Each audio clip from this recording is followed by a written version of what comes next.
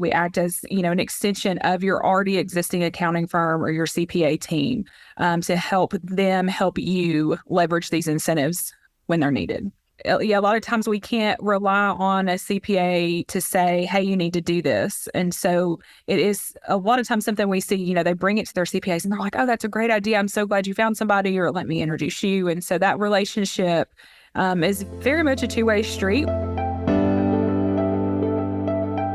Hey everyone, thanks for listening to another episode of Buildings 2.0. Today I'm speaking with two guests, Heather Fisher, Sales Manager, and Michael Royster, Building Incentives Manager over at Corporate Tax Advisors. So Heather, Michael, thanks for joining today.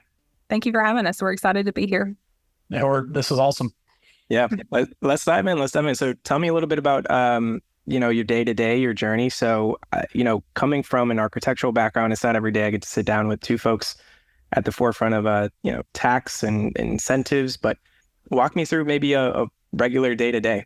I come from actually a animal science background. So now that you mention it, it is kind of weird how you end up in different places. But I managed a small business, a small animal practice here in town where we're located in Alabama. And from there, just trying to figure out how small businesses stay, ahead of the tax game and how can they leverage the tax code to help offset their tax liability. And so from that, I found Corporate Tax Advisors, and that's exactly what we do through different tax incentives. And so cost segregation is one of those, and that's what we're here to talk about today. And so I just, love interacting with small business owners or even large business owners that are just, trying to start that new initiative, hire that new person, invest in, a new real estate adventure. And so my day-to-day here is just making those connections and educating business owners and the like on how they can leverage the tax code to their benefit.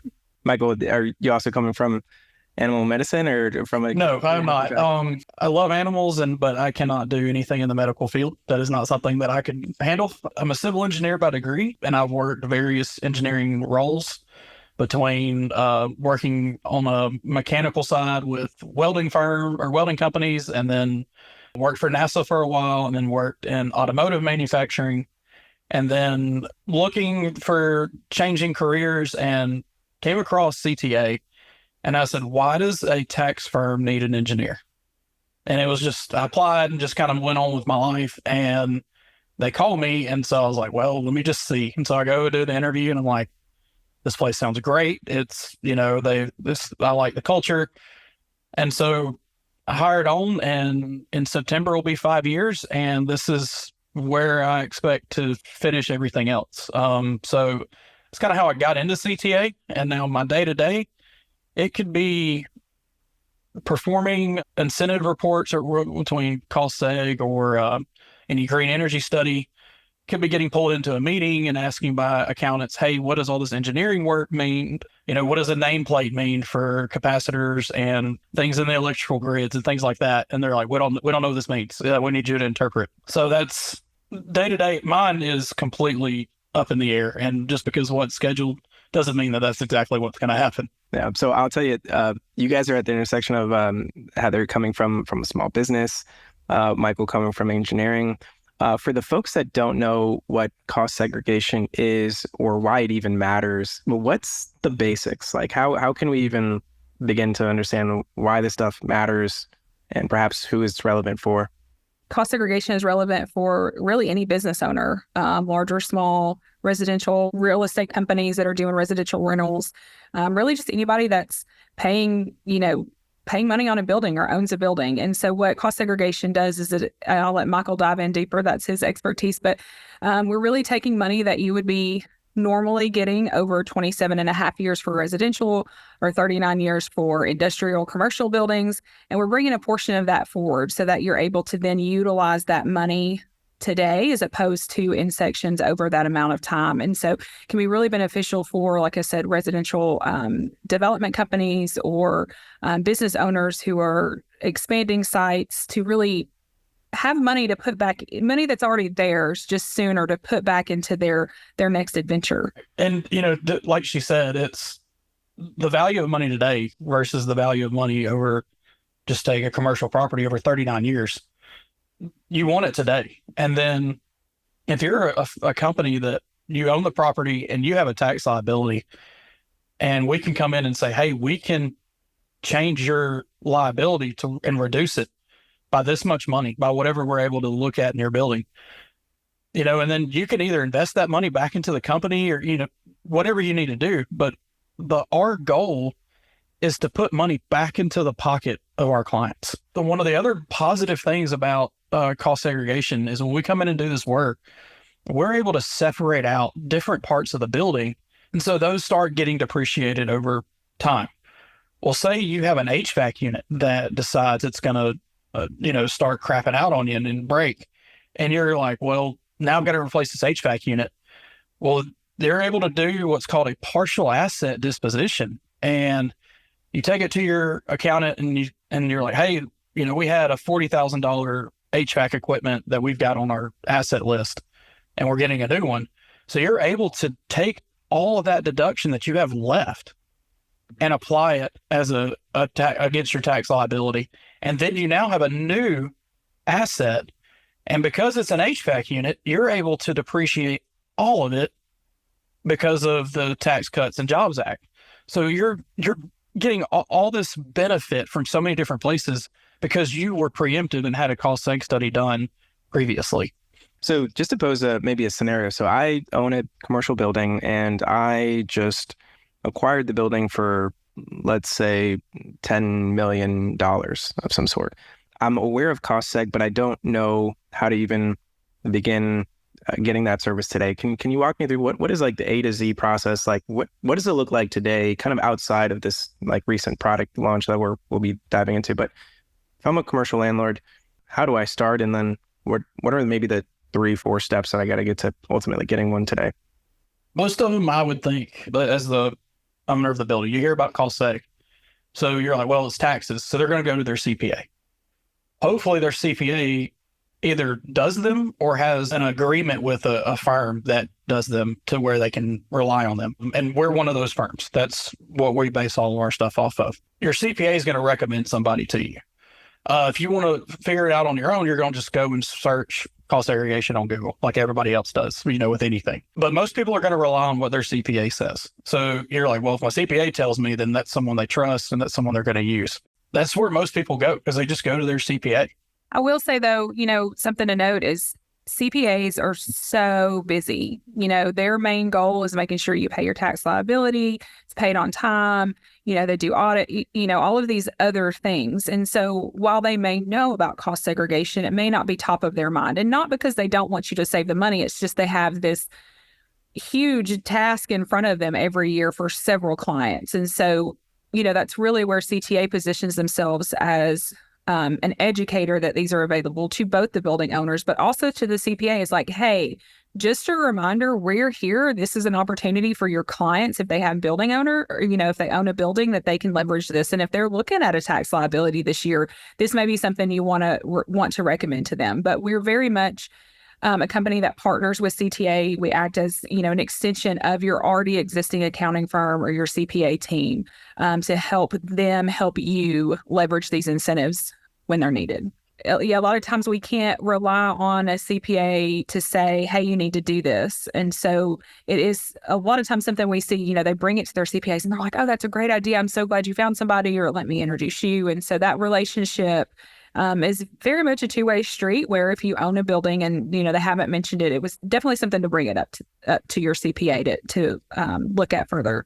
You nailed it. And I think I guess to follow up on that, are there existing challenges with the way the process is handled today? Like, are there challenges either in gathering this information, producing this information that is kind of holds this particular service back from more owners knowing that it exists? Education. I mean, it's just knowledge that it's there. Because I've had conversations with some real estate investors. They got multiple properties and they're like, I've never even heard of this. And then they're like, well, why had my CPA talk to me about it? And that's one thing we've said. The tax code is massive. Your CPA their goal is for you to pay your taxes and to get what they can for you as best as they can. We're here as the supplement. So we're going to work with them to help. And you can't expect them to be an expert in every one of these things. Their whole goal is to get that 1040 out on time for you and get it filed to where you're not having to pay any kind of penalty. So walk me through. So using that example again, I just acquired a building. It was $10 million, commercial renovation.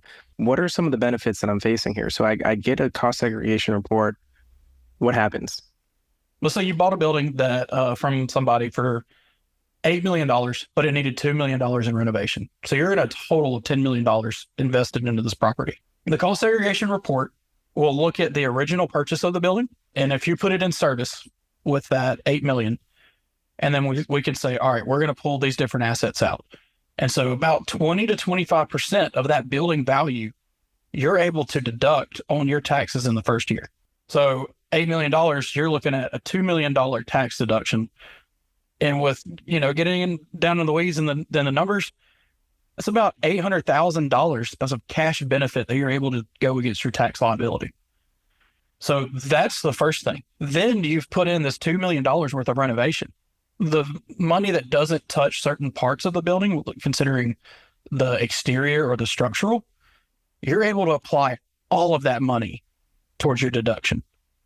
So that's the beauty of the cost segregation, is you can make all these improvements to your building that's already in service and then get another benefit from that that's at a higher rate. That's kind of insane. I mean, I know we're speaking kind of rules of thumb here, but 20% could be someone's down payment on the entire building. Yes. And one thing, and we've learned over the past 2 years, we kind of got involved with them, storage units. These just that kind of popped up everywhere here recently. Mm-hmm. They're closer to 40 to 50% of a benefit from a cost segregation study because of the HVAC units being applied towards the climate control. And so between that and the concrete and then all the roll-up doors and then things in the interior, there's so many more things you're able to pull out of that as different assets, and it accelerates it just even faster. So it's even more of a benefit.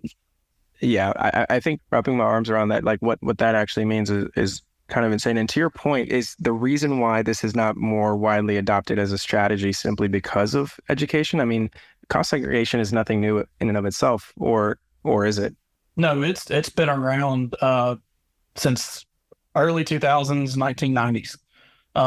It's been there. I know the one thing is the bonus depreciation, where you can get more of your money faster.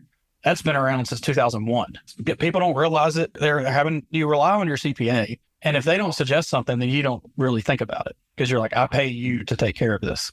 Right. So that's one thing that we really do, is we really try to get in front of CPAs to remind them of the things that we're able to do to help them, to supplement them, to benefit their clients. And that's it. I mean, it's just people don't realize what they can benefit from this. Wow. I guess to dive in deeper, so when a report is done, how can I think about what is actually assessed in the building? What are the mechanics behind going into and creating a report today? So in our report, what we provide you is the different breakdown of the different components that are inside the building. So we're going to tell you the general plumbing that's in there, the general electrical that's in there, the building structure, the wood that's used if it's a wood stud building, the steel if it's a steel erection, any of the concrete. We're going to break it down, and we're going to break it into its different assets. So you'll have for a commercial building, you'll have your 39-year asset life, things that we're like, this is what makes the building a building. So these we're not able to accelerate anything for you because this is what's here. But now anything that you can say is a cosmetic upfit to the building. So we're looking at baseboards, crown molding, the removable flooring, interior window partitions for offices, things like that, or any decorative lighting that you might have in the building. That's what we're pulling down to a 5-year asset. And so that ends up being about 20% of your total cost. And it's not just the fixture that you installed in the ceiling. It's the wiring that goes to that fixture all the way back to the electrical box. All of that is what we're able to include. And then all the labor that we come up with to go towards it. And then if you look at the exterior of the building, you've got all your land improvements that you've done. So anything that you're doing to improve the land, as long as it's not considered just normal dirt work, so any concrete, sidewalks, pavement, curb and gutter, any landscaping improvements of the trees and shrubs, irrigation, all that stuff, you can accelerate into a 15-year asset. And so these are all the different things that we're looking for the building, things that are going to make it stand out as a building, and it's adding to it, and it's not what you need for it to be just a normal building. And then for folks that might not know, does every building qualify, or does it have to be specific types? What makes a building not qualify is the owner of the building. So if you're not a non-tax paying entity, you're not going to be able to benefit from this because there's nothing for this deduction to go against. So if you are a tax paying entity and own a property and you have a tax liability that you need taken care of, this is going to benefit you. There are some additional considerations to think about when, is it valuable to do a study? How long are you going to hold on to the building? How long have you already had the building? If you've had the building for 20 years and you've not made any improvements, it's just kind of been the same. It may not be, you've already kind of taken most of your depreciation. Now, if you go and do upgrades to that, then obviously that would be different. Do you plan to buy it and flip the property and sell it within, 5 years or so? Those are other things to think about. A firm that's offering cost segregation should be able to tell you, and they should tell you, is this something that is valuable? Your CPA should be able to say, is this something that we should do? Are we going to get use out of the study? Right. So there are a few little nuances to think about as well. Super helpful. And actually, Heather, can you expand on that? So what are the kind of perfect moments? So if I'm a landlord, what would be the exact moment where I should consider this if I've just acquired a property? If you just acquired a property or you're planning to acquire a property, I would go ahead and plan to reach out. And that way, what can you expect? Now, the building has to be placed in service before we can do the study, but we can give you some preliminary numbers that you can use then to plan, what are we going to do? Okay, this is how much we can expect to get back, and this is how much we have to budget for upgrades, and then we can get this much back for upgrades. So as soon as you are planning to acquire a building or have acquired it, that would be a great time to kind of get somebody involved, a company involved that can help them with that. But then also, if you're just hearing about this and you've had a building for a couple of years, or you just made, property improvements, definitely reach out. It never hurts to find out, even if it's been 10 to 12 years, what does this look like? I know for CTA, we offer free assessments where we can say, this is what we think your benefit's going to be. Now, is it worth it for you? Is this something that you need? And so there's really not a bad time unless, like I said, you plan to really kind of acquire it, flip it, and then sell it within the, first couple of years. If you're a commercial property flipper, this isn't going to benefit you. You're going to end up paying recapture fees and all that. And that's one of the check down things that we do when we're interviewing or talking to a potential client. We're like, do you plan on selling this in the next 3 to 5 years? Probably not worth it to do it then. And we don't want to charge somebody for work that they're not going to benefit from.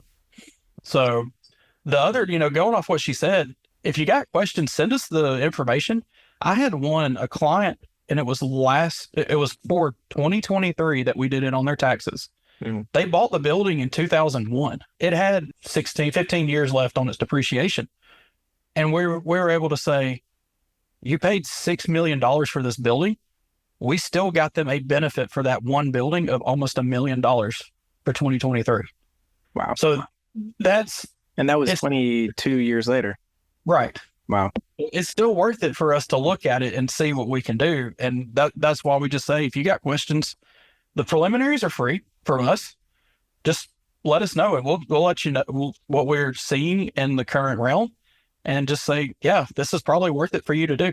I'm curious that you guys do this a lot more often than I, but what was the thought process in the legislation in the first place to be able to offer this to landlords? Was the thinking that if we could depreciate these assets and reduce our taxable income, the thinking was that landlords might have just additional cash to reinvest back into the asset? Is that kind of the general thinking, or was it more nuanced in the creation of the legislation?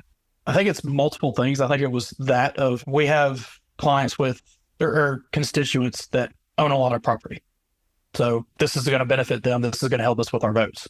But also, it was putting money back into the economy, because now they're like, well, hey, I can go make some improvements to my building and generate money in construction. So it was a way of bringing construction up, but it was also just a way of helping people out on their taxes and to just move their money faster. Those would be two reasons that I would look at for that. Well, I'll tell you this, from my perspective, what's keeping me busy is that we're 3D scanning a lot of buildings. And the number one piece of feedback that we've received specifically from commercial landlords is, hey, if you guys are 3D scanning buildings and then taking those 3D scans and converting these to accurate 3D models in such a way where you can kind of quantify the parts and pieces and components of that building, why not essentially build a service that can then take it a step further, a natural step further, and provide kind of a cost seg survey. So fast forward to today, and Michael, Heather, your team has been working with us for, at this point, several months, and bringing to market what we think to be an incredibly exciting product that combines the best of both worlds, what a commercial landlord might be paying separately across surveyors and architects and CPAs, and kind of combining it into a single experience by kind of launching this cost seg survey where they can get both as-built information, right, documents, floor plans accurately, as well as the cost seg survey, right, to be able to kind of take advantage of both services. As this product gets launched, why does it matter? I guess maybe in your own words. The market today in real estate is just exploding. I mean, we're in North Alabama and it's a new property, new building every week. I mean, it's just insane. Building owners are getting busier and busier. And at that, the cost of purchasing and the cost of land and the cost of building is growing as well. And so we have a situation where, real estate developers, property owners, investors are just really busy, managing what they have.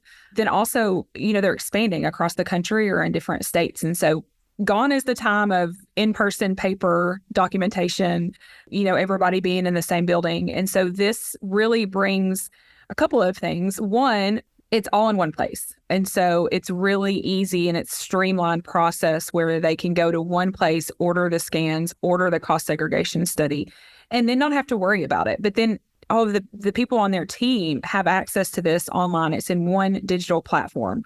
They can get the building scans and the cost segregation. They can share it among, whoever. But then also it provides them an inventory of what they have, or, a digital portfolio of the properties that they have to show potential renters. Even if they're trying to rebuild or redesign, you have blueprints that you can give the architects for what's already existing. And so it takes out having to find an individual to scan it, or, another company to translate the data, and then a cost seg person to come out and do the site visit. And with this, you have the digital or the scans and the numbers that you need. And, it's more accurate. And so I think it's just a great product, and I'm really excited to launch this and see what it brings and help out the market in this area. The biggest benefit to do a cost seg survey through us, you've got this 3D scan of the property. So now for me, when I'm coming back and doing the cost seg study on it, I'm not going back through and like, well, did they have crown molding in this room? I can't remember. Did they have this type of lighting in this room? Well, I forgot to take a picture of that room. I don't have that.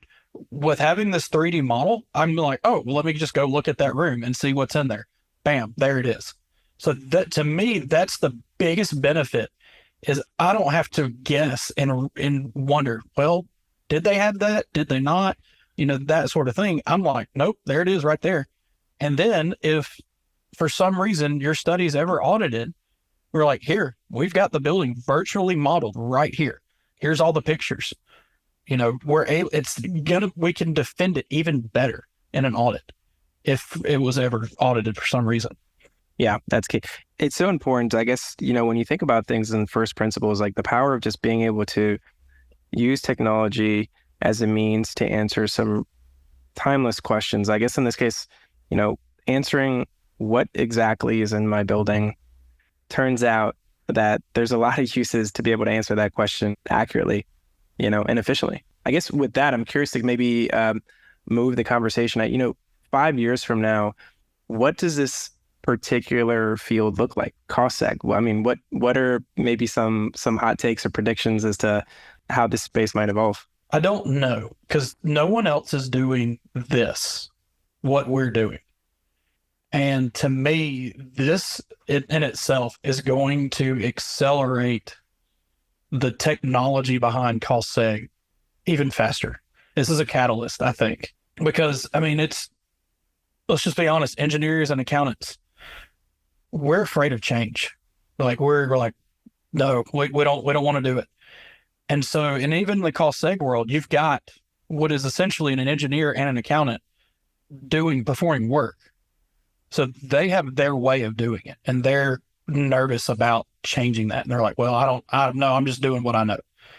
And with this, combining these two together, you're moving things in a different direction, and it's going to start changing the landscape of it just by having this 3D model and say, well, we're able to do all this work, and we're not having to constantly go back to the client and say, well, hey, well, did you have this or anything like that? Like, and then we're able to present it to the client and say, here it is.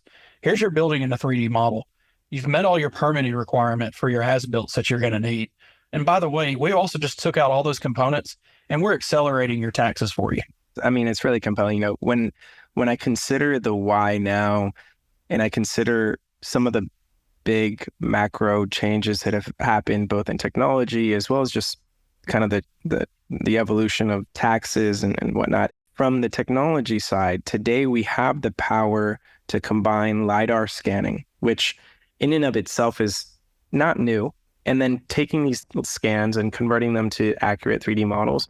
This process is something that is just getting faster, more affordable, more accessible. And I think as this process gets faster, you know, cheaper, more accessible, our ability to then quantify and digitize much faster, cheaper, and in ways that make this data more accessible to folks is something that I get really, really excited about. And I think the team and I are just absolutely, I think excited is too loose a term. I think we're absolutely excited to see how this product continues to evolve. Michael, to your point, it's likely a catalyst. So just describing why this matters in a concrete way that kind of succinctly tells the benefits of being able to accurately digitize and document your building while at the same time being able to just get that kind of segregation report. Essentially, it's kind of the two birds, one stone story where you're kind of already doing it, but never kind of quite combine these two things in a kind of a single experience. So no shortage of excitement on our end. I guess maybe for folks listening and to maybe make it more real, I mean, how can folks get started? I mean, we have a landing page, so we can definitely link that here, and you can reach out there to submit an inquiry about it, and we'll get back to you and get started. Any questions that you have, you can reach out to CTA or IPA, you know, and let us know. Just start the conversation. If you own a building and you're just like, oh my gosh, this makes so much sense, just reach out and start the conversation. There you have it. So we're ready to go. And I guess with that, we want to do a part 2. I think if you guys let me, in a year from now, I want to bring you guys back. And I want to talk about the evolution of this service, this product, and dive in deep into how commercial landlords are using this, why it matters, what have you guys seen are the benefits. My hunch here is that this is very much kind of the first inning of what promises to be a pretty transformative service, certainly within the CPA space, commercial real estate space, et cetera. So where can folks find you? I think individually, as well as, you know, to find you with corporate tax advisors, how can folks follow you guys? We're both on LinkedIn as well as our company CTA page. So you can find us there, Heather Fisher. I think it's CTA Tax on there. So we're on LinkedIn. We also have a newsletter through CTA that stays up to date on all legislative changes across the board with tax incentive work. And yeah, send us an email. It's our contact information is everywhere. We can, you know, put it on here as well. But website, LinkedIn, newsletter. Awesome. So thankful for having you guys on, and we'll talk soon. Thanks, Jose. We're excited. Bye, Jake.